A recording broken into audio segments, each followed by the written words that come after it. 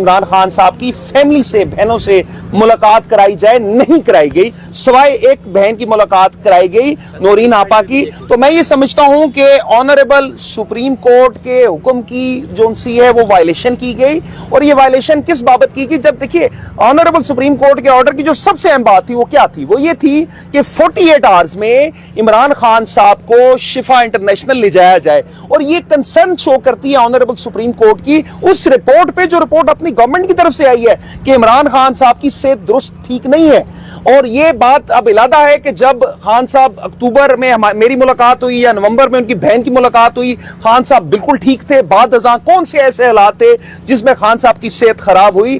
تو یہ بات تو لیکن کوشچن یہ ہے کہ ان تمام ڈائریکشنز کی وائلیشن کی گئی، اور یہ انتہائی ارجنسی کا میٹر ہے۔ ارجنسی کا کس طرح سے ہے؟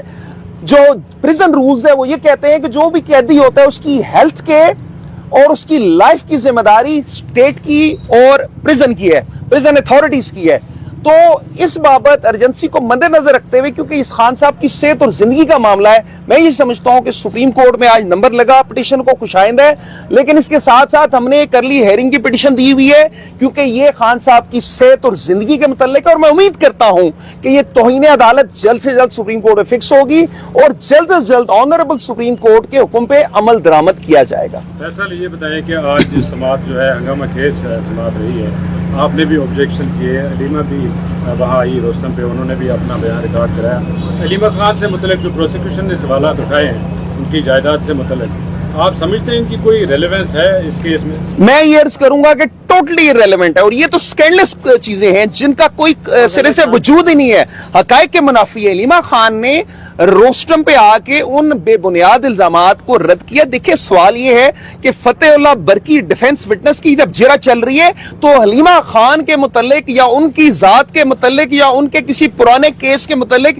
جو سپریم کورٹ میں اس کو مس انٹرپریٹ کر کے اس کی غلط تشریح کر کے کیسے سوال کیا جا سکتا ہے؟ اور میں یہاں پہ یہ بھی عرض کرنا چاہوں کہ جو بات کی گئی وہ حقائق کے منافی ہے، اس کا قطعاً فیکٹ سے کوئی تعلق نہیں ہے۔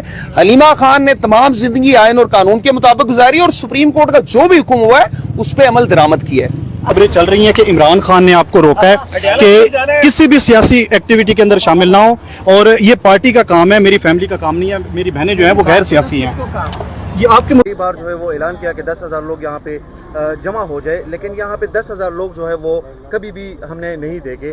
ابھی جو پختونخوا کے وزیر اعلیٰ سہیل افریدی صاحب نے اعلان کیا ہے کہ 40 لاکھ لوگ نکلیں گے، آپ کو لگتا ہے نکل جائیں گے 40 لاکھ لوگ؟ دیکھیں ہم دیکھیں گے، یہ تو انہوں نے قوم کو پکارا ہے نا، یہ سیاسی جماعت، کوئی سیاسی جماعت دنیا کی 40 لاکھ لوگ نہیں نکال سکتی، 20 لاکھ لوگ نہیں نکال سکتی۔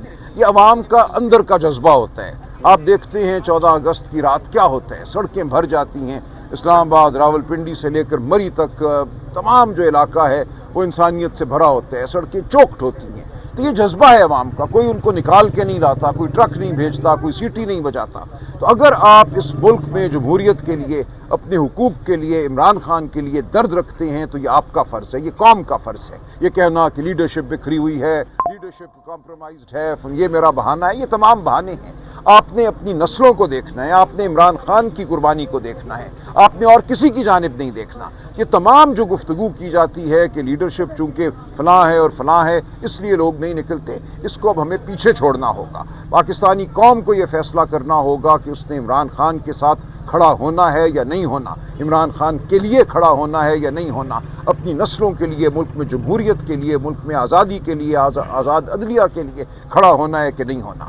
تو یہ اب سوال ہے جو قوم کے سامنے سہیل افریدی